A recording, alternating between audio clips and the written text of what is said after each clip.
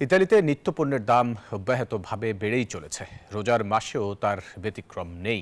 ফলে নির্দিষ্ট আয়ের প্রবাসী বাংলাদেশিরা পড়েছেন বিপাকে। রমজানের অতিরিক্ত খরচ মেটাতে হিমশিম খেতে হচ্ছে তাদেরকে। ইতালি থেকে এমডি রিয়াজ হোসেনের রিপোর্ট। প্রবাসী বাংলাদেশিদের জন্য আত্মশুদ্ধির মাস রমজানেও ইতালিতে নিত্যপণ্যের দাম নাগালের বাইরে চলে গেছে। চাল ডাল থেকে শুরু করে শাকসবজি সবকিছুর দামে ঊর্ধ্বমুখী। এছাড়া ইতালীয় যে কোনো পণ্যের দাম করোনাকালের চেয়ে এখন অনেক বেশি। এতে সীমিত আয়ের প্রবাসী বাংলাদেশিদের জন্য এই রমজান মাসে সংসার চালাতে হিমশিম খেতে হচ্ছে। বিভিন্ন অজুহাত দেখায় প্রায় সময় জিনিসপত্র দাম বাড়তি আছে সব ক্ষেত্রে।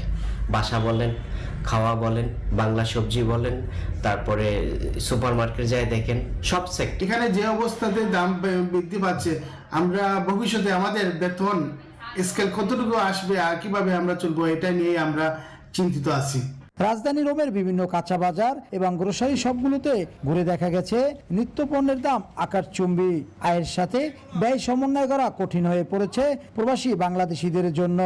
এছাড়া ঢাকা থেকে আসা শাকসবজি থেকে শুরু করে অন্যান্য পণ্য আগের তুলনায় দাম বেড়েছে। এ অবস্থায় রমজান মাসেও অনেককে অতিরিক্ত কাজ করতে হচ্ছে। পাশাপাশি ঈদকে সামনে রেখেও প্রবাসীদের অতিরিক্ত খরচের বিষয়টি রয়েছে।